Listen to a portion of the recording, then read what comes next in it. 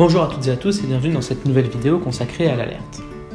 L'alerte, c'est informer un service d'urgence de la présence d'une ou plusieurs victimes présentant une ou plusieurs détresses. Ne pas passer d'alerte, c'est mettre en danger la vie ou la santé d'une victime.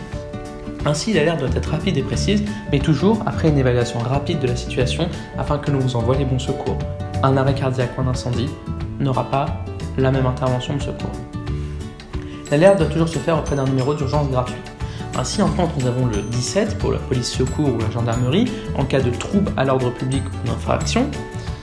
Le 15, le numéro d'appel des SAMU en charge de la réponse médicale, des problèmes urgents de la santé ou du conseil médical. Le 18 pour les sapeurs-pompiers en charge notamment des secours d'urgence aux personnes, des secours sur les accidents de la route ou des incendies. Le 112, le numéro d'appel de téléphone réservé aux appels d'urgence valides dans l'ensemble de l'Union européenne. C'est-à-dire que quand vous êtes en Allemagne, en Italie, aux Pays-Bas ou en Roumanie par exemple, vous pouvez utiliser ce numéro. Le 114, le numéro d'appel d'urgence pour les personnes qui ont des difficultés à entendre ou à parler. C'est un numéro qui fonctionne par SMS ou par fax et on peut aussi s'en servir, notamment si on est confiné à cause de la présence d'un ou plusieurs terroristes et que l'on ne peut pas parler. Nous allons communiquer par SMS. Les femmes battues s'en sont aussi beaucoup servies pendant le confinement. Elles étaient confinées avec leurs conjoints, ne pouvaient pas parler, ainsi elles ont utilisé ce numéro. Malheureusement, trop de féminicides ont eu lieu, mais ce numéro en a sauvé quand même certaines. Que comporte l'alerte ? L'alerte comporte 3 informations essentielles, le numéro de téléphone, si l'appel coupe, l'opérateur pourra vous rappeler, et surtout, si des secours arrivent et qu'ils ne vous trouvent pas, ils pourront vous appeler, cela fera gagner du temps. Une localisation précise, l'opérateur que vous avez en face ne sait pas forcément dans quelle ville vous vous situez, car il travaille dans un département ou dans un secteur. Et localisation précise, ça veut dire aussi si vous parlez d'avenue du Général de Gaulle, il y en a dans plusieurs villes, mais aussi si vous vous situez dans un appartement, donnez l'étage, le numéro d'appartement, l'interphone. Si vous avez un témoin, vous pouvez le mettre à l'extérieur pour qu'il attende les secours. Vous devez ensuite donner la nature du problème, ce qui permettra de savoir quel type de secours on va vous envoyer.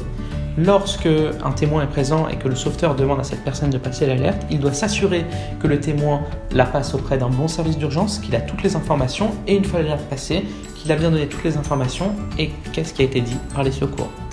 Ainsi, dans l'alerte, vous devez transmettre ces 3 informations. Pas de panique si vous en oubliez une, l'opérateur en face, c'est son métier, il vous le rappellera. Ensuite, vous répondez aux questions posées par les services de secours. Si vous n'avez pas la réponse, vous n'inventez pas. Vous appliquez les consignes données et vous raccrochez que sur instruction de l'opérateur.